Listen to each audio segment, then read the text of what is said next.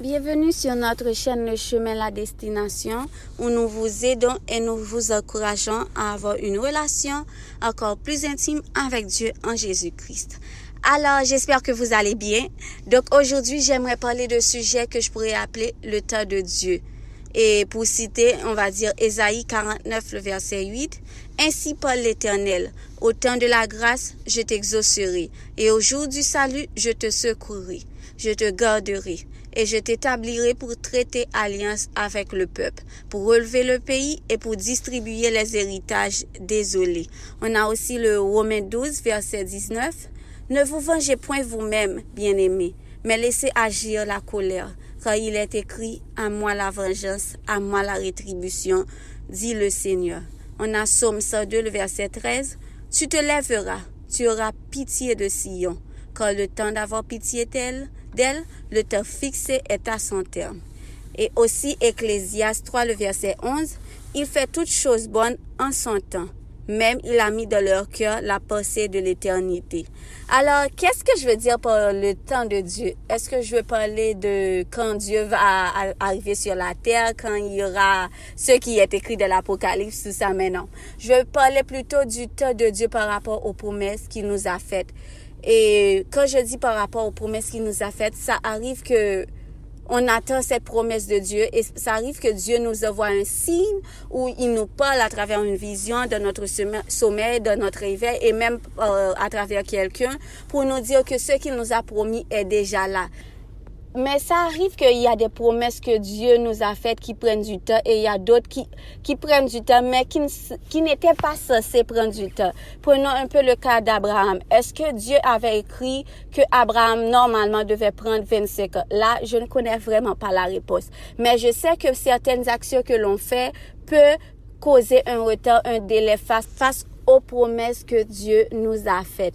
Alors, mettons le cas d'Abraham quand Abraham avait la patience. Parfois, on a la patience, mais la patience, c'est pas quelque chose comme chaque jour, on se réveille et on se dit, oh, je suis patiente. Non, ça va arriver qu'il y a des jours où vous serez patient et il y a des jours où vous serez down.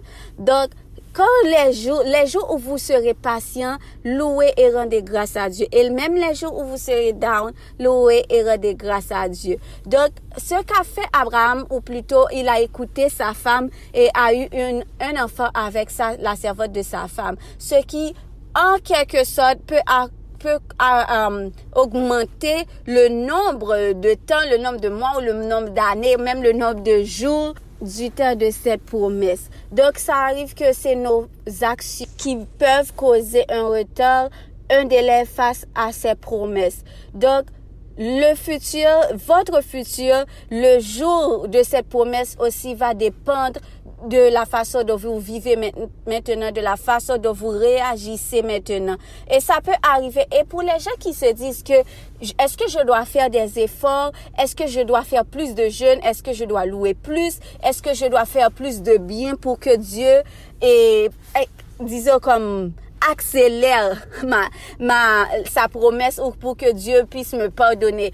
Non, la promesse de Dieu, il accomplit toujours ses promesses, peu importe les efforts que nous faisons et peu importe que nous péchons encore plus, peu importe que nous sommes dans l'erreur, il accomplit toujours ses promesses. Il va pas oublier ses promesses. Il n'a pas une mémoire courte, ni il n'a pas un cœur endurci. Alors, humiliez-vous toujours à Dieu et louez-le, rendez grâce à Dieu. Mais ça arrive aussi que parfois, on fait pas quelque chose de mal et malgré ça, malgré que Dieu nous a dit, bon, ta promesse est déjà là. Elle est là. Et vous dites, elle est là, mais pourquoi je ne vois pas la promesse? Pourquoi les jours passent? Pourquoi les mois passent? Tu m'avais dit, il y a tel mois, il y a telle année que ma promesse est déjà là. Pourquoi je ne la vois pas? Et là, on commence à ressentir une frustration.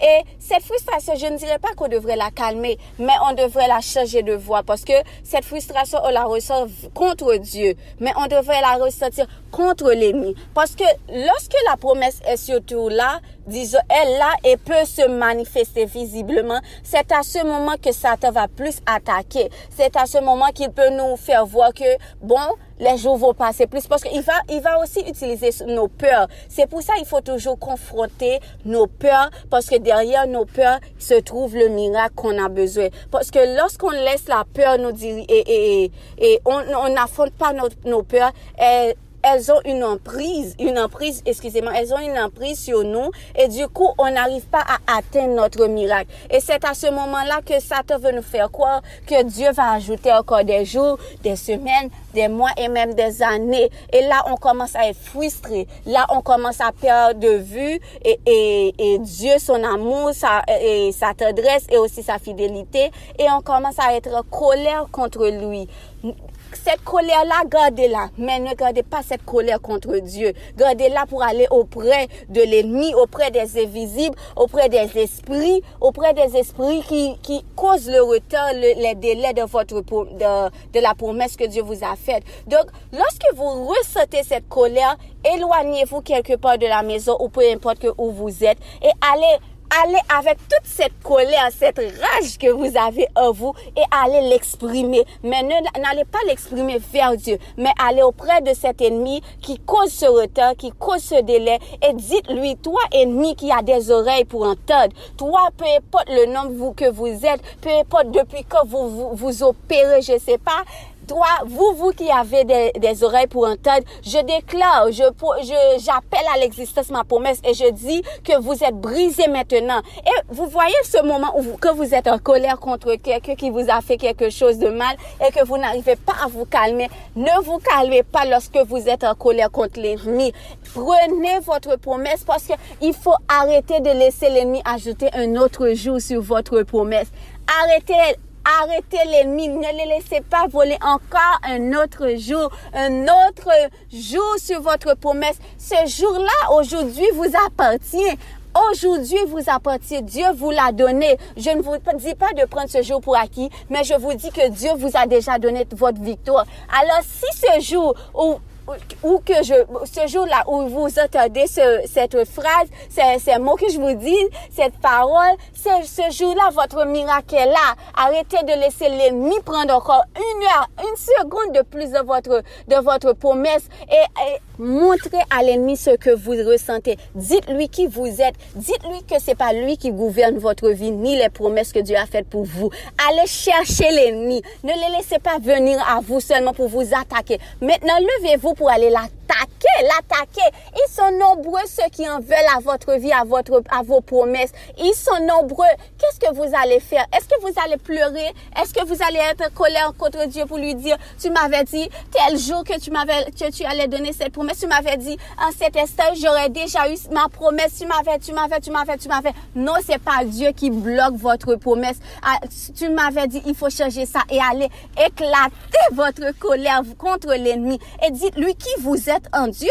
Dites-lui que vous êtes fille et fils de Dieu. Dites-lui que c'est vous qui commandez, que vous avez l'autorité et non lui. Faites-lui savoir qui vous êtes comme les gens, comme quand vous êtes en colère contre quelqu'un et que vous ne devriez pas aller contre la personne. C'est pas contre quelqu'un que vous devriez être en colère. C'est pas contre Dieu, mais contre cet esprit que vous ne voyez pas. Parce que c'est les esprits que vous ne voyez pas qui sont derrière tout, qui volent votre promesse et là vous vous attaquez à la mauvaise personne. Donc levez-vous, cette rage que vous avez en vous.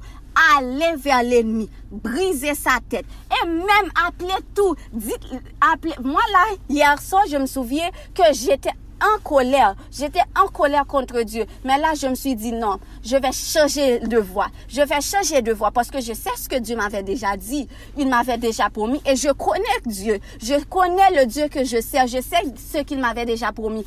Alors, je vais pas me mettre en colère. Je vais pas donner à l'ennemi ce qu'il veut. Je vais pas lui donner encore un jour, une heure, une seconde de plus sur ma promesse, sur ma victoire. Alors, vers 3 heures du matin, je me suis levée, j'ai marché dans la maison, j'ai eu toutes sortes de positions et je me suis mise en colère comme jamais je me suis mise en colère. Je me suis mise en colère avec toute la rage, toute la puissance que j'avais, même la puissance du Saint-Esprit qui était en moi, le sang et le nom de Jésus qui était en moi et j'ai terrassé tous les ennemis de mes ancêtres, les ennemis qui sont sur ma famille, les ennemis qui sont sur ma promesse, les ennemis invisibles, même les ennemis là que j'ai tout appelé, je les ai tous appelés, je les ai tous convoqués et je les ai parlé en tant que fille de Dieu et je les ai chassés, détruits par le sang précieux de Jésus-Christ. Alors levez-vous, le temps de Dieu est déjà là. Dieu n'est jamais en retard. Le temps de Dieu est déjà là. Ne laissez pas l'ennemi vous vaincre.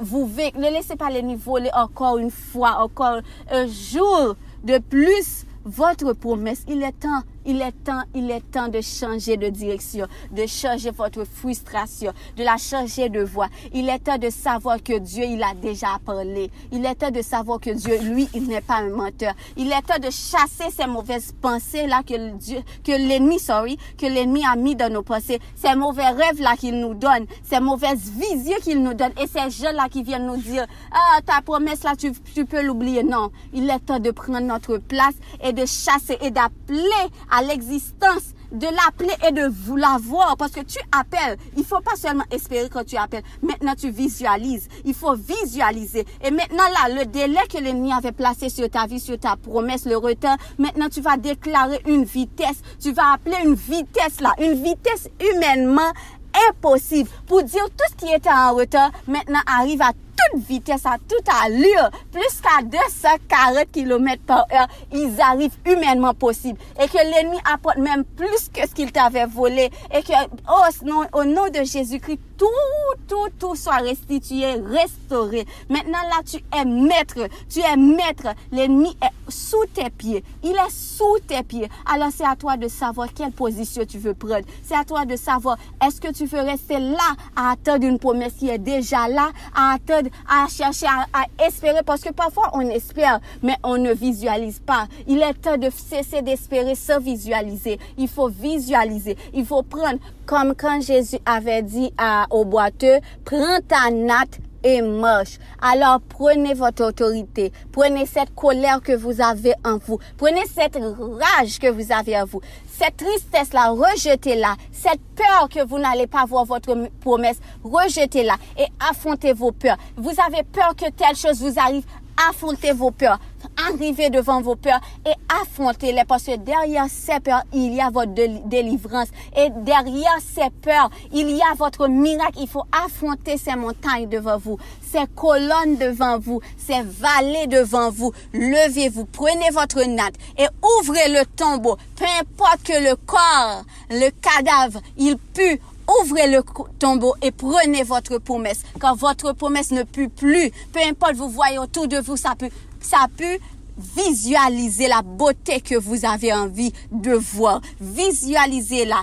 Appelez-la à l'existence et vivez-la au nom de Jésus-Christ. Alors c'est tout pour aujourd'hui et j'espère que vous allez prendre votre natte pour vous lever et votre colère pour aller chercher, briser les délais et les retards et appeler à l'existence ce qui était déjà là, ce que vous ne voyez pas, et la visualiser afin que vous la viviez. N'espérez plus sans visualiser. Maintenant, vivez, visualisez et vivez et non pas par la vue seulement, par la foi, par la vue et même par l'esprit et par l'âme. Peu importe ce que les gens vous disent, peu importe ce que vous voyez, maintenant vous n'avez plus, votre promesse est définitivement là. Il n'y a pas un jour de plus, il n'y a pas une minute de plus, il n'y a pas une seconde de plus. Elle est là au nom puissant de Jésus-Christ. Alors je vous souhaite une bonne semaine avec Dieu.